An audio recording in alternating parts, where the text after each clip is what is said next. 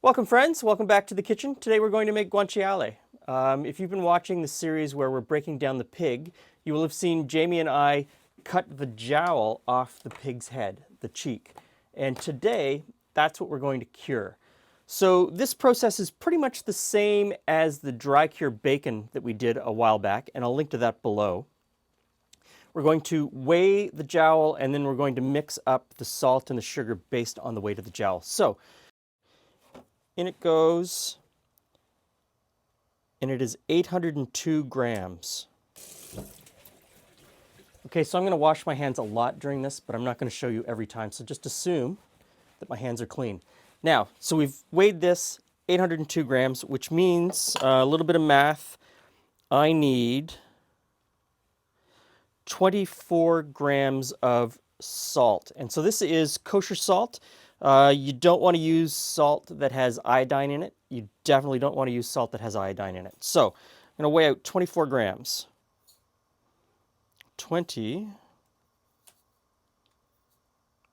20, 25. 25 is close enough. I also need 8 grams of sugar, so I'm just going to zero that out. And I'm using unrefined raw sugar. I think that is what I'm looking for in terms of flavor profile. I've seen a lot of recipes that use anywhere from 1 to 5% sugar. I think 5% sugar for me is too sweet. But of course, you can play with this at home. As long as you get the salt content right, the sugar doesn't matter as much. Next in is black pepper. And that isn't based on weight, that's just based on your own preferences. I'm going to use fennel as my flavoring. I think I really like fennel, and so I'm just going to lightly crush those in a mortar and pestle, just to kind of release some of the oils. That goes in, and then some bay leaves, and you just want to crush the bay leaves up and get them into small little pieces.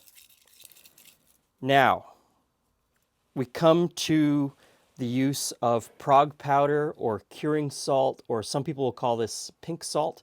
I don't like calling it pink salt because pink salt then confuses it with Himalayan pink salt, which is something completely different.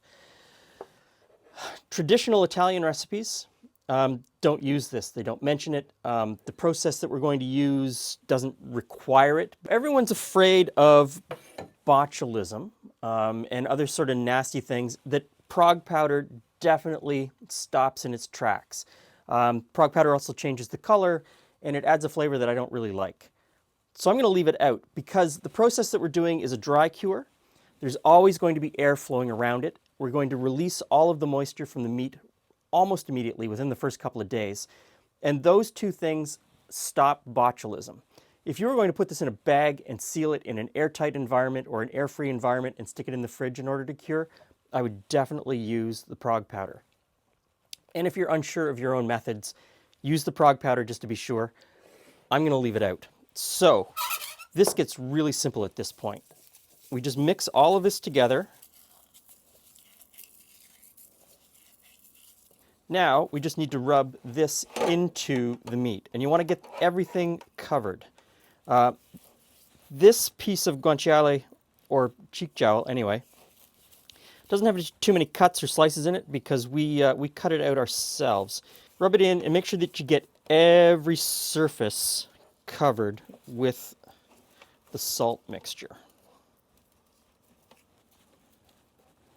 Okay, once you think you've got it everywhere, and it's not going to stick too well to the skin side, so I'm going to leave the skin side down, meat side up. All of the extra cure is just in the bottom of the pan. I'm not going to cover the pan. I'm not going to do anything else. I'm just going to stick it in the fridge. And every day I'm just going to turn it over. And this is going to stay in the fridge uncovered for 4 days. And at the end of the 4 days, we'll move on to the next section. So at this point, it's pretty much cured. We put the salt and the spices on and stuck it in the fridge. And over the time in the fridge, I just kept turning it over. And a lot of the moisture has left the cheek at this point. The moisture has evaporated. I never really got any liquid in the bottom of the container. I find that fridge is really dry, low humidity, and it pretty much just sucks the moisture out of everything. At this point now we want to get the salt and the spices off of the jowl. And that's pretty easy. I'm just going to take it over to the sink and rinse it off with some water.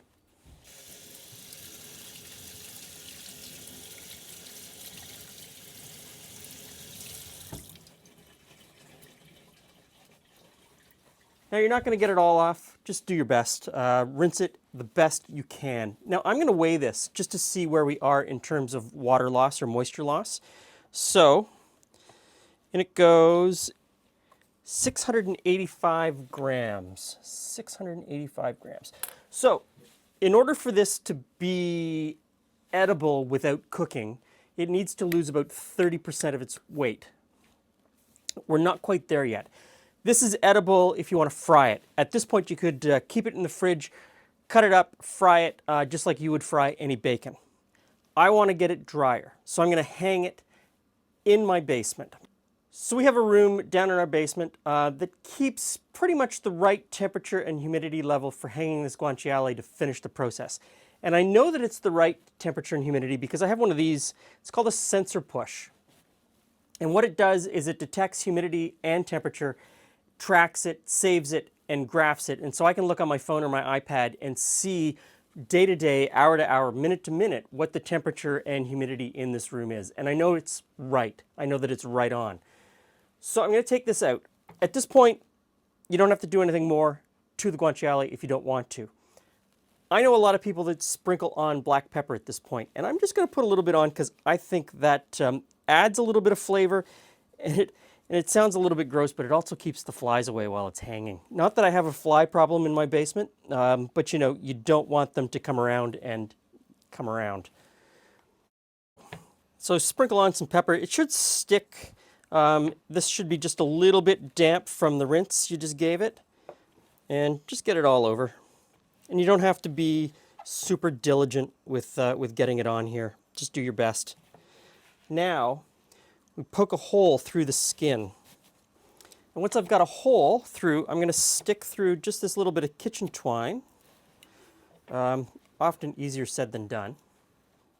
There we go. Struggled with it a little bit. Now, the string is to hang this. So I'm going to take it down to the basement. I'm going to hang it for probably 3 to 5 weeks until this has lost 30% of its moisture. At that point, it's safe to eat, like I said, without cooking. It's also stable at that point that it will keep for years if you can resist eating it for that long.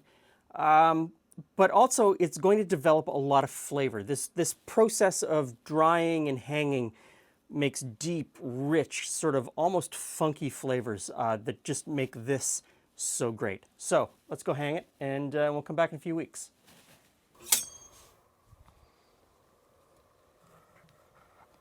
Hey, hey, hey, hey, it's ready, it's ready. Guanciale. So we've lost Hey, friends. we've lost about 30% of the weight that we started with. So at this point, it is edible without cooking. Okay. You can just eat it straight off. And the flavor's still developing. The skin is super tough to cut through. So the flavor's still developing. Does that Yes. mean that, how long can I? Well, my understanding is that this could hang 6 or 8 months, but because Okay. it's such a thin and small piece, it'll get really hard. Yeah. And the flavor will develop to the point where it's so flavorful you might not want to eat it. Yeah, it 'Cause takes, it takes over everything. It gets okay. really strong. So at this point, you can eat it straight up or fry it. So you're just cutting off the skin? Cutting off the skin, because the Okay. skin is super tough, but you want to leave the skin on because otherwise it'll dry out too quickly. Okay. And it is, as you can see, very Very fatty. fatty. It is Yeah, very that's probably fattier than I Yeah. personally. and so that's like. why you would cook it in something. So this is generally what is supposed to be used for pasta carbonara. Okay. Oh, you want me to taste it now? Yeah. Okay. Well, it's super chewy. It's super chewy. Yeah. I mean, ideally, you would cut it super thin, like you would cut pancetta or prosciutto. My knife skills aren't that advanced. and the skin is also really tough. So if I wanted to cut it super thin, I would peel back some of the skin and cut it. But I really like that flavor. Do you like the It's flavor? very peppery. It's quite lovely. It is. And I was going to fry some, but I don't think I'm going to fry any. I think that just having it straight up. I mean, I'll cut some of the fat off. See, I would have thought you would have chewed on that because you kind of like that part of that's not really my thing.